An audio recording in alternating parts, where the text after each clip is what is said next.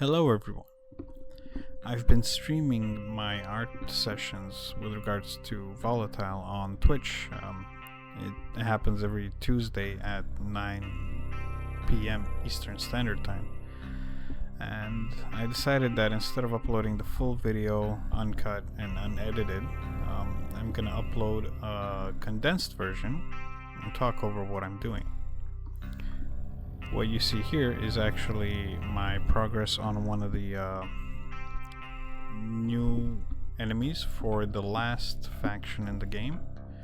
That faction is, as of now, called the Scrappers, because they're essentially humans that are salvaging a lot of materials that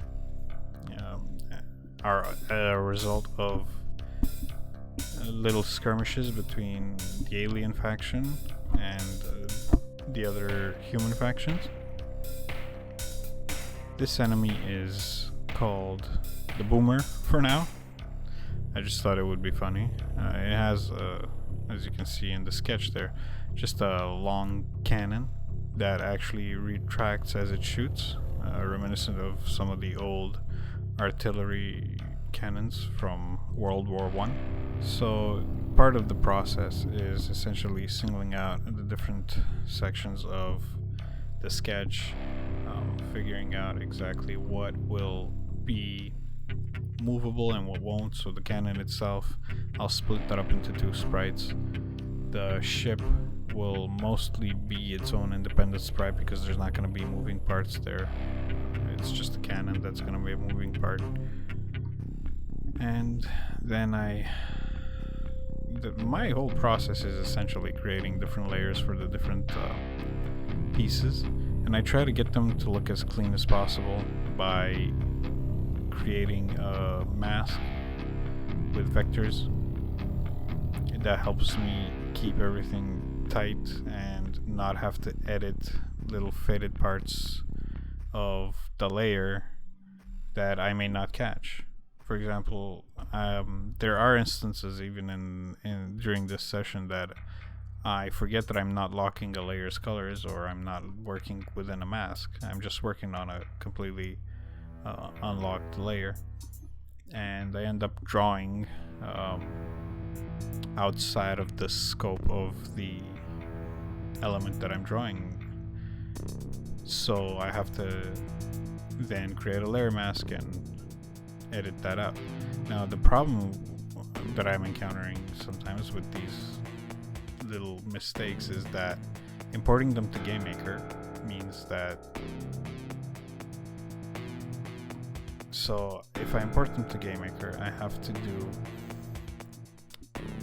to use the sprite of the enemy as the mask, the collision mask as well.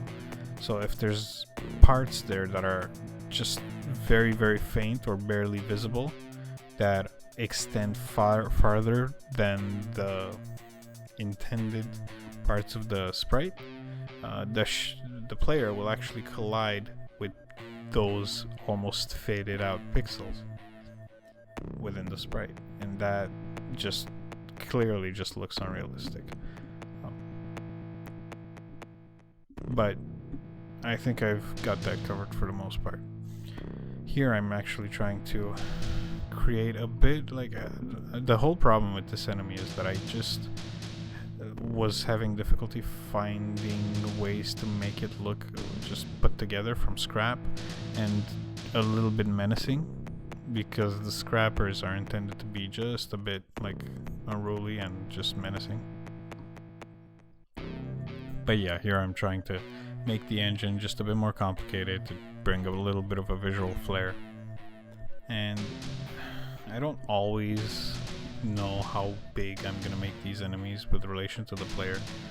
So one fear that I'm still having, even now that I've finished the major parts of the sprite, is that some of that detail on the engine is just gonna get lost, and it's like I would have wasted that time, but we'll see.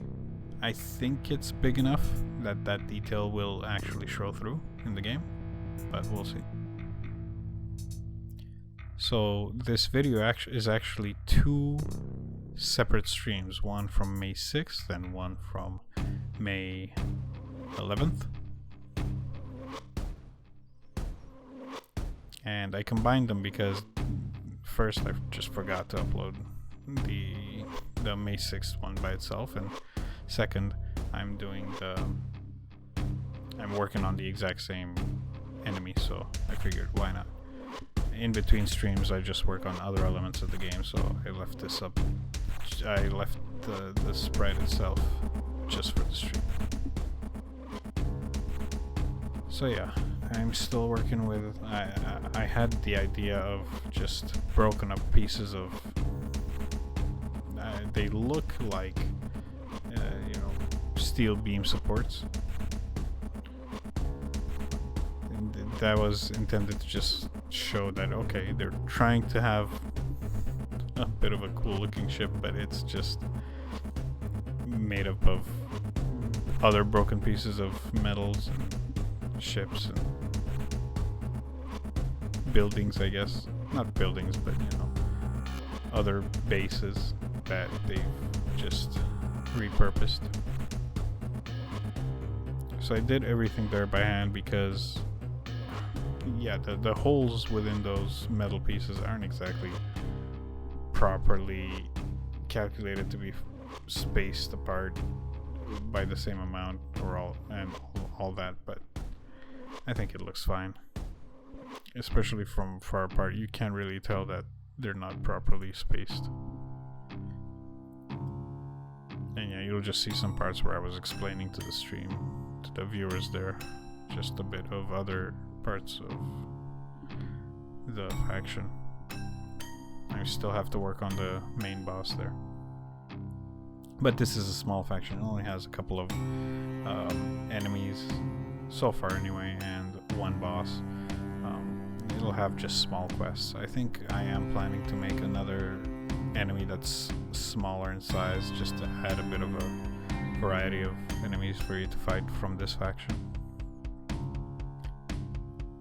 This is for an unrelated project. I was just showing somebody something.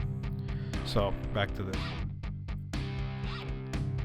Still working with trying to give it its own like scrap heap identity. And I'm not sure how happy I am with the perspective on those.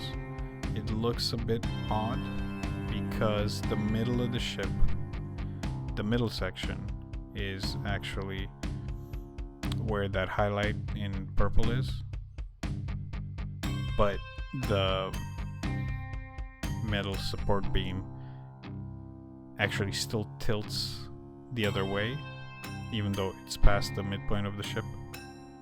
Anyway, here I'm just trying to visualize for myself how big the player ship should be compared to the enemy, and that's why I said I think the visual flare is still gonna show. So here I'm trying to create a little wing. I was kind of starved for ideas on how to make it look like it's just salvaged parts. So I decided, you know what, it's just gonna be a little wing that's broken off. You see the wing support beams underneath the metal covering. And the spikes too. I wasn't sure. I wanted it to be spiky, but I'm like, how am I gonna do that? Wasn't sure. So I decided to add spikes, but it couldn't just be spikes. It had to look like even those were repurposed from something. And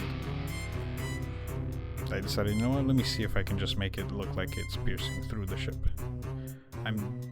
I know I'm not usually the best at visualizing something like that on the fly. I spend way too much time sometimes making it look like something is bent and twisted, metal specifically.